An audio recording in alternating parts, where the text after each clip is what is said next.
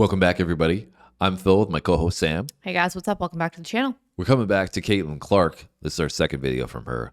First one, got introduced to her. I knew a little bit about Caitlin and had heard some things about her. Wasn't familiar with her game, but Sam had her first introduction. Never seen her before or heard of her before on that last video. Yeah, and she was very impressive. So I'm looking forward to see what more we learn about her today.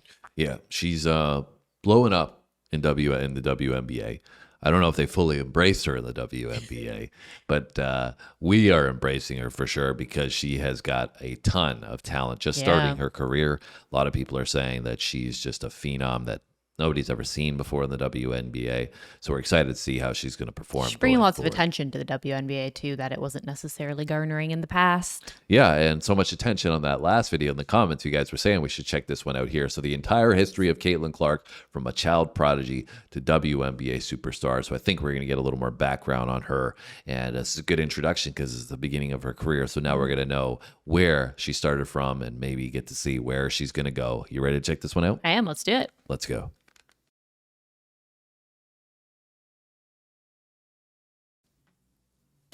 I've been saying it for years. I keep telling everybody she's the Steph Curry of women's basketball, college or pro. She is a superstar. Up in time, Clark for the win! She put women's basketball on the international map. She shot jump shots from the logo. She went Steph Curry on women's college basketball. She going for history! Damn. Got it. She has been recognized as the girl counterpart of the greatest shooter on the planet and has single-handedly brought an insane amount of attention to the WNBA, unlike ever before. In this video, we'll dive deep into Caitlin Clark's origins and talk about how a simple Iowan girl became a one-of-a-kind legend in the world of women's basketball. Caitlin Clark was born in West Des Moines, Iowa to Ann and Brent Clark. When Caitlin was just about 2 or 3 years old, her parents sensed that she was going to be special. The daycare that she went to reported that she has exceptional motor skills and coordination. But on top of that, the thing that really caught their attention was the incredible feistiness and competitiveness that she had shown at a very young age. I think, especially when I was younger, I really struggled with understanding losing, and my parents did not really appreciate that at all. Whenever I would lose, when I was in either softball, basketball, whatever it was, I would just cry. That was my immediate reaction because I couldn't comprehend why wasn't I winning. Like, all I wanted to do was win, no matter if it was a board game, a card game, really anything. Like, I just was gonna do whatever it took to win.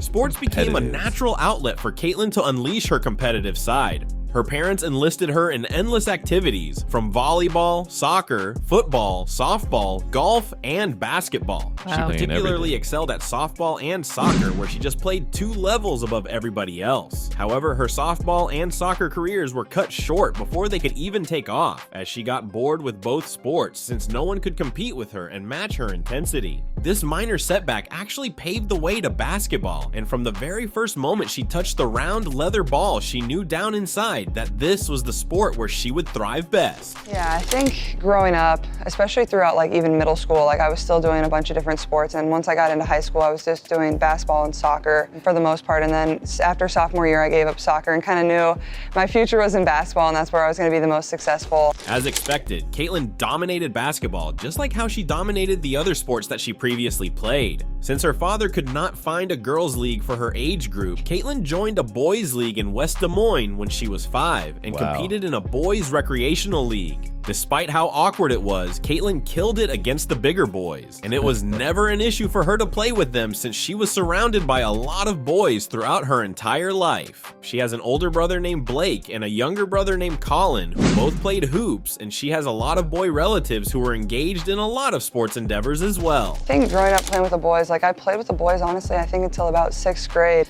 My parents kind of just knew I was a little more advanced in my skill set from a young age. Looking back, like I never like questioned it. It never was like, oh, why am I playing with the boys? It was just what I did. Like, basketball became an obsession for Caitlin. As a young hooper, I wonder how much her playing with the boys at such a young age contributed to her development and her advancement in the sport. Yeah, I mean, you know, especially early on, right? The early development, you know, it's going to push your skills, and especially like with more being physical, more aggressive, forcing you to probably be at like work at a faster pace, like all of those things. I was just going to say that because it's kind of moving on from the topic, but the fact that she had the athleticism to play in different sports reminded me a little bit of stories I've heard about Allen Iverson, a player that played in the NBA, obviously, and was a renowned star. But the story goes with him, right? He could have played football. He had to choose between playing basketball and football. I think he was eligible for a scholarship for both to go into college and university ball. To play either, and he chose basketball. So it's kind of a similar story that they're talking about with Caitlin. Super here. athletes, and they could be good at multiple things, but they kind of have to choose their path. And you think, what if they had to chose the other sport? How would that have played out, right? Because then you got to factor in injuries, and maybe your body wasn't equipped to play that for the long term, and For sure. Or maybe they would have been both great. You never know, right? It's crazy. Drew huge inspiration from four-time WNBA champ Maya Moore of the Minnesota Lynx, and oftentimes she would travel with her father for 3.5 hours each way just to see her play live. And in order to be great in her craft, she knew that she had to put in the work and compete harder than ever before, which was why there were times when things got bloody messy because Caitlin refused to lose. I think my brothers, growing up, my mom probably had to deal with way too many fights. I threw my brother into a wall one time and he split open his head. And my older brother was always just bigger, stronger, faster. So whenever I wanted to play with him and his friends, I just got picked on or I never won really anything. And my mom always said, if you want to play with them, you got to find a way to hold your own. You're the one that wants to hang out with them and play sports with them. That's just how it's going to be. Her ultra competitiveness and passion for the game led her to join the Powerhouse All-Iowa Attack program in Central Iowa back when she was in 6th grade, and at the same time, she attended Dowling Catholic High School in West Des Moines to play under head coach Kristen Meyer. Caitlin wasted no time in making a name for herself in high school. As a freshman, she racked up 15.3 points, 4.7 assists, and 2.3 steals per game while notching All-State third-team accolades and became part of Team USA's under-16 women's roster, which grabbed gold in Argentina. Then in her sophomore season, Caitlin elevated her game to a whole new level, averaging 27.1 points, 6.5 rebounds, and 2.3 steals per game, earning first-team Class 5A All-State honors while also leading All-Iowa Attack to a championship in the Nike Elite Youth Basketball League, where she racked up 23 points in the final game. Her third season in Dowling was considered to be her breakout year in high school, and the same time when she began to draw eyeballs on the national stage. On February 4th, 2019, Caitlin rocked women's basketball when she dropped 60 points in a 90-70 victory against Mason High School. Her 60-point game was the second highest single game point total in Iowa's girls basketball history, and on top of that, she also set the state single game record by knocking down 13 three-pointers and was also named the Gatorade Player of the Year after averaging an insane stat line of 32.6 points, 6.8 rebounds, 3.6 assists, and 2.3 steals per game. She's got some skills and talents that most other players don't have, and a lot of that was just her court vision. She's fearless on the court. She, just isn't scared of anything and just plays really big, if that makes sense. After a stellar junior season, everyone thought that Caitlin would dial it down, but instead, the opposite happened as she amped her stats even further to end her historic high school run. In her final year, she averaged 33 points, 8 assists, and 4 rebounds, along with 2.7 steals a ball game, leading the state in scoring for the second time while helping her team reach the regional finals with a 19-4 season record. Being ranked as the #1 player in 2020 by ESPN, lots of Division I teams were on the lookout for Caitlin since she was just a sophomore. Her parents wanted her to attend Notre Dame and play for legendary coach Muffet McGraw. However, she pivoted at the last minute and chose Iowa instead because she was drawn to the team's up-tempo offense, which perfectly suited her playing style. Well, first of all, this is one of the best decisions I've ever made in my life is coming here. But I felt in my heart like I had to be here, like something was really pulling me here. And obviously this is my home state and I wanted to represent my state. And I wanted to do something that really hadn't been done for a really long time. Obviously we hadn't been to the Final Four since 1993. And as Iowa's starting point guard, Caitlin quickly made a splash in the collegiate ranks, despite being just a... Damn, so she decided to stay at home and had some offers for going elsewhere. Maybe, big schools.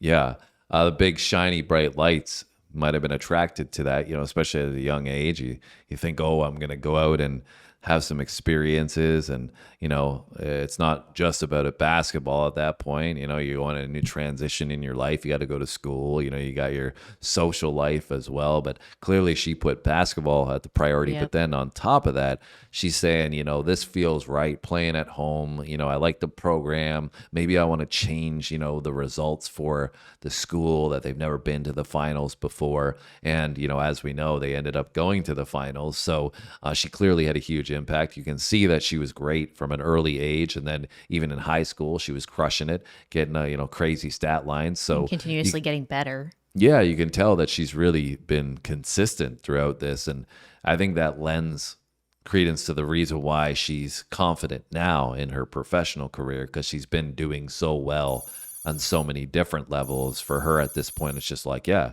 as she kind of alluded to when she was young, it's an expectation of winning, right? Yeah, I think also too, you can tell she's really smart because she looked at the team and how she would fit into that team versus just like, oh, this school's a good school to go to. They have a good team. Like a lot of players, I feel like wouldn't look at like how they would fit into that current team and what that team culture would look like and how they would be an asset. It's more of just like, oh, this team's good. They win. They have a good track record. They have a good coach. So like they make the decision based on that versus like how you're another piece in that puzzle. Yeah, and shows that she thought too that she would be able to fit in, right? In that she, yeah, maybe that coach is going to utilize her skill set, but she was obviously thinking, no, I think that I have the right skills that I can help this team, but good enough that it doesn't matter probably if I go to this place, if it feels right, because I know my skills are going to bring everybody else up, because she's a point guard, and point guards, you know, you run the offense, everybody feeds off of you, right? So Yeah. that's obviously a contributor as well. Anyways, let's keep it going.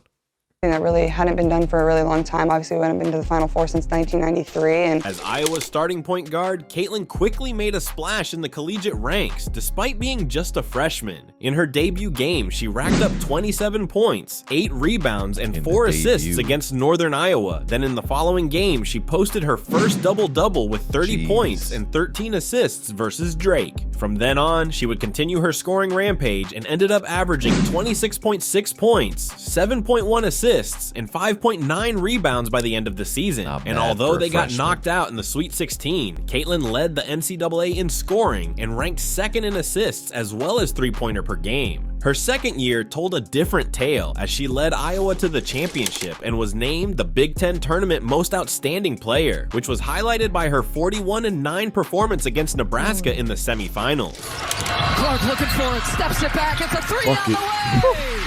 It's another three! Nice For step Caitlin back. Clark! Though this was the case, Iowa was upset by the 10-seeded Creighton in the second round of the Big Dance, ending the season in another disappointment. However, individually though, Caitlin was able to improve her numbers, averaging 27, 8, and 8 while bagging major awards along the way. After back-to-back seasons of coming up short in the NCAA tournament, Caitlin was a girl on a mission in her third year. For the second straight season, Caitlin led Iowa to a Big Ten tournament championship where she earned Most Outstanding Player honors yet again. She did it by tallying 30 points, 17 assists, and 10 rebounds against Ohio State, making it the first ever triple-double in the finals of the tournament. With the bucket, then Caitlin Clark And goes to work. Caitlin's remarkable run would continue as they finally barged through the second round of the NCAA tournament and entered the Elite Eight, where she recorded a monster stat line of 41 points, 12 assists, and 10 rebounds to defeat Louisville, making her the first player in men's or women's tournament history to record a 30 or 40-point triple-double. Wow. Just like what she promised, Iowa made its way back to the Final Four since 1993, going up against the undefeated defending champion South Carolina. Caitlin was never fazed by the pressure and came up big when the light shone the brightest. Wow. A deep one. You bet! Caitlin Clark!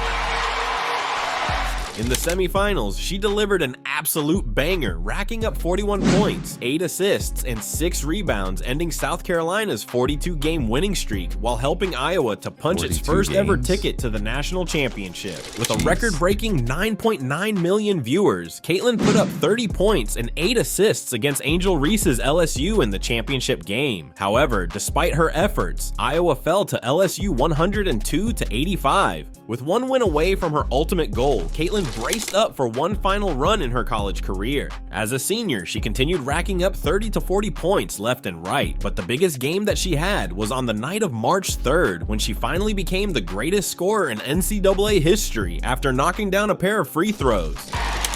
For the record, this for college basketball history.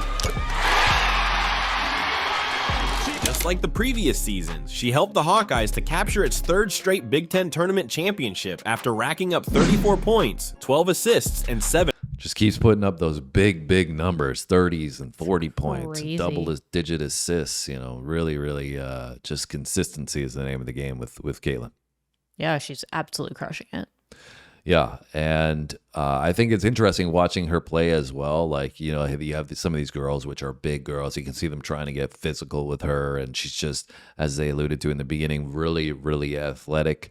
I think we mentioned in the last video, they had mentioned Steph Curry in the beginning here, obviously her range and all that, but I think we had mentioned in the last video Steve Nash also as a comparison, and that was something that, you know, I think Steve Nash showed a lot of it as well. As just, you know, the high IQ, great shooting, but great athlete. I think an underrated athlete as well, and that's seemingly the case for Caitlin. Yeah, she's obviously, like you said, she's got the brain and the performance.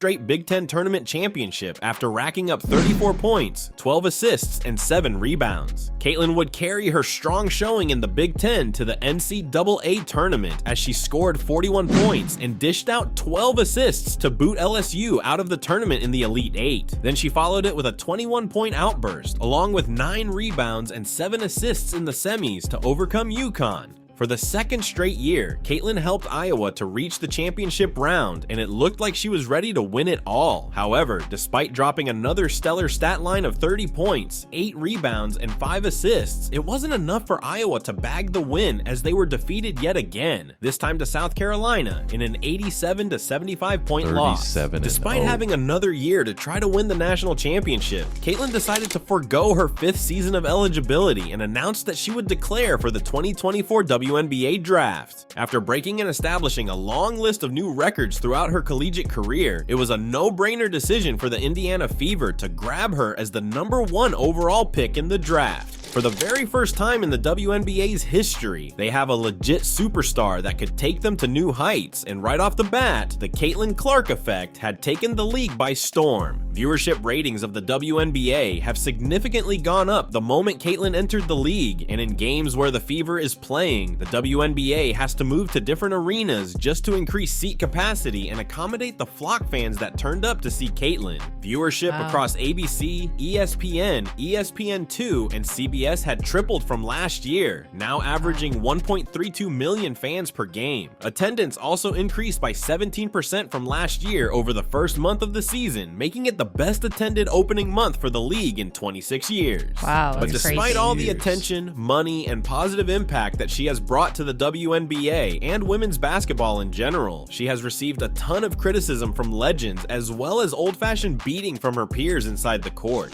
If you're going to break a record, to me, if it's legitimate, you have to break that record in the same amount of time that that player set it. Okay. If Kelsey Plum set that record in 4 years, well, Caitlin should have broke that record in 4 years. I mean, Camilla's coming, Caitlin's coming. There's more than just that are coming. What will the league have in store for them when they get there? Look, SVP. Reality is coming. Okay. You know, there's levels to this thing, and that's just life. We all went through it. Of course. And you see it on the NBA side, and you're going to see it on this side, where, you know, you look superhuman playing against 18-year-olds, but you're going to... Even though this is currently the case, Caitlin continues to prove her doubters wrong by playing her heart out night in and night out, and just recently she was named to be part of the upcoming All-Star Game while receiving the most fan votes in WNBA history with more than 700,000 despite being just a rookie. To put this into perspective, no WNBA player received more than 96,000 fan votes last year. Without question, for the first time in decades, Caitlin's magnetic persona and superb basketball skills have put women's basketball and the WNBA into the center stage. And from the looks of things, this wildfire will just keep on growing as long as she keeps hitting those long-range threes, finding her teammates with mesmerizing passes, and knocking down big-time buckets. There you have it, folks, and if you enjoyed Caitlin's amazing journey, please smash the like button as well as subscribe to this channel so you won't be missing out when the next video drops. Until then, thanks for watching once again, and see you around. That was the entire history of Caitlin Clark up to the most recent events, and obviously she's making an impact already in the WNBA. I just find it, comical to a degree. There was, I can't remember what her name was. I do recognize the woman there in the interview, the second interview, that was saying, oh yeah, performing well against, 18-year-olds. Superhuman against 18-year-olds. You got another thing coming. Clearly not, because she's running the game. I was gonna say, people are such haters. But I to be fair, we didn't hear the whole interview, and we only saw a little splice of that interview.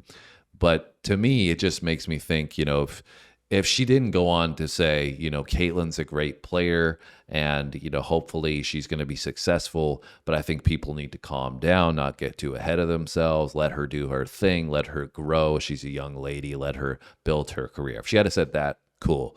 But I don't think that she did. At least that's not what I've heard as the going conversation and the narrative, because I just think about it like I saw LeBron James coming up, right? When he was a young kid that got drafted at 18, and everybody was like super supportive. He was the next big thing coming into the league. It was like, let's push this guy to the forefront, give him all the support. Even the young, older players at that point that saw him coming in kind of looked at him and been like, he's got all the skills in the world. He's got to put it together. We'll see what he's going to do, but he's got a massive amount of potential. Yeah. And that was kind of their take on it, was like, we're going to bring him in. The veterans are going to show him what to do. They're going to support him because it's the culture, it's the camaraderie within the league, right? And I don't think that we get that from, so far anyways, for Caitlin, and it's kind of like she's, it's her against the world, so to speak.